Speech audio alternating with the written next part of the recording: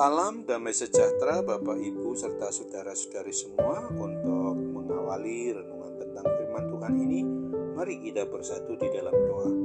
Tuhan Allah Bapa di sorga yang melampaui segala akal, hati dan pikiran kami umat manusia, berfirmanlah kepada kami sebab kami bersedia untuk mendengar, dan atas pertolongan Roh Kudus mampukan kami supaya boleh melaksanakan hidup ini sesuai dengan kebenaran firman-Mu.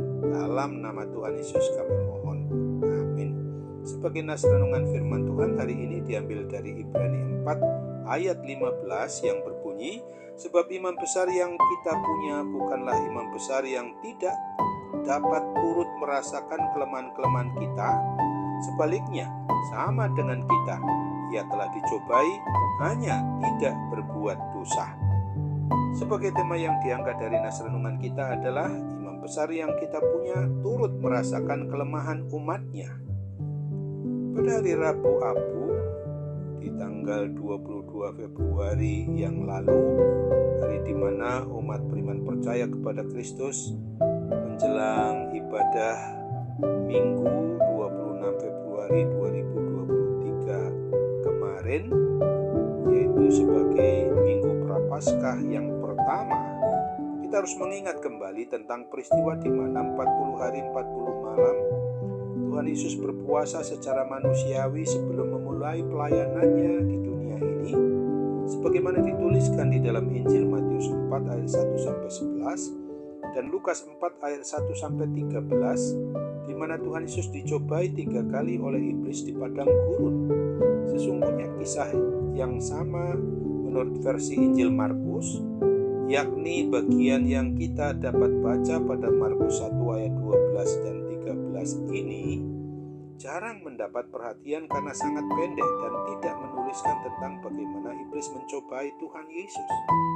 Akan tetapi sebenarnya ada detail menarik yang dituliskan oleh penulis Injil Markus yang tidak ditulis oleh penulis Injil Matius dan Lukas, yakni bahwa Yesus Kristus berada di antara binatang-binatang liar, atau terjemahan versi King James Version menggunakan kata binatang buas. Mengapa hal ini menarik? Beberapa tahun kemudian pada masa Injil Markus ditulis, jemaat atau umat Kristen mula-mula menerima penganiayaan yang sangat hebat dari para kaisar Romawi yang melakukan penganiayaan terhadap orang Kristen atau umat Kristen mula-mula itu. Salah satu penganiayaan yang mereka terima adalah dilempar ke Koloseum untuk dijadikan gladiator sebagai tontonan, saat juga diadu dengan binatang buas, dimangsa oleh binatang-binatang buas itu. Penulis Injil Markus melalui Markus 1 ayat 12 dan 13 ini seolah-olah mengatakan bahwa Yesus Kristus Tuhan kita itu pun pernah mengalami hal yang serupa. Berbeda dengan Matius dan Lukas yang menarik kisah ini ke masa lampau, yaitu kala orang-orang Israel berada di padang gurun selama 40 tahun lamanya di Ulangan 8 ayat 2. Maka Markus menarik kisah ini kepada masa hidupnya, sebagaimana Tuhan Yesus di dalam ketaatan dan kesetiaannya kepada Allah Bapa menjalani kengerian seperti itu. Demikian pula mereka jemaat atau umat Kristen mula-mula harus tetap taat dan setia di dalam ketaatan dan kesetiaan yang tak peduli seperti apapun penderitaan yang mereka derita pada masa itu. Mereka tidak boleh menyangkali iman percaya mereka atau murtad. Pesan ini juga berlaku untuk kita semua orang Kristen sepanjang zaman umat yang percaya kepada Kristus. Sesungguhnya segala bentuk penderitaan apapun yang pernah kita alami, bahwa itu sudah terlebih dahulu sudah dialami oleh Tuhan Yesus Kristus. Dia merasakannya. Puncaknya adalah ketika ketaatan dan kesetiaan membawa diri Kristus itu sampai mati di atas kayu salib di Bukit Golgota.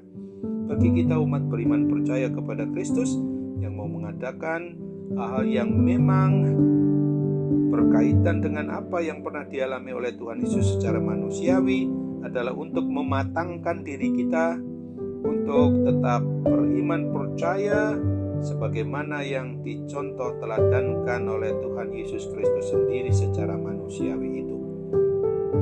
Kita sungguh-sungguh harus merasakan bahwa yang terpenting adalah maukah kita taat dan setia tetap hanya kepada Tuhan Yesus Kristus, di mana kepada Tuhan Yesus Kristus yang kita lakukan itu tidak sekedar untuk memberikan perintah, tetapi juga sekaligus contoh keteladanan yang memang harus juga kita bagikan kepada orang lain, bagaimana ketaatan dan kesetiaan itu tidak perlu tergoyahkan.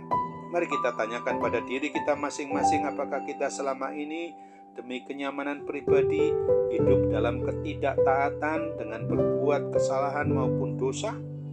Lalu bagaimanakah dengan kita yang akan menggunakan waktu-waktu menjelang peringatan, baik itu Jumat Agung, puncaknya sebagaimana ketaatan yang memang harus mencontoh meneladani Tuhan Yesus, di mana Dia dengan kasih-Nya yang begitu besar rela untuk menggantikan kita. Kita harus berhenti melakukan hal-hal yang sifatnya hanya untuk mementingkan diri sendiri, tapi kita harus peduli dengan orang lain, harus mampu juga mengorbankan kesenangan kenyamanan pribadi itu juga demi memberi perhatian, memberi juga suatu hal yang memang membagikan kasih kita kepada orang lain. Kiranya Tuhan menolong kita untuk melakukannya. Amin. Mari kita kembali bersatu dalam doa.